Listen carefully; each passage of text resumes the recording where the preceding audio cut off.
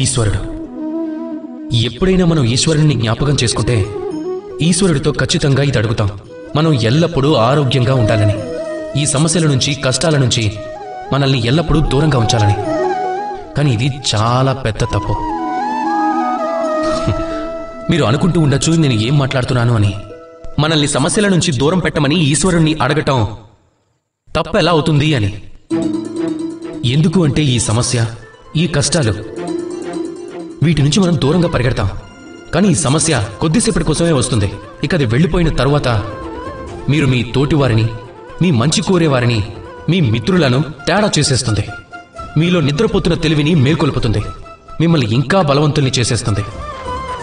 ఈ సమస్య, దాని నుంచి మీరు దూరంగా వెళ్తున్నారు. నిజానికి మనం ఈ సమస్యల్ని ఎదుర్కోవటం నేర్చుకోవాలి. వాటి నుంచి అనుభవాల్ని పొందాలి. వాటిని స్వీకరించాలి.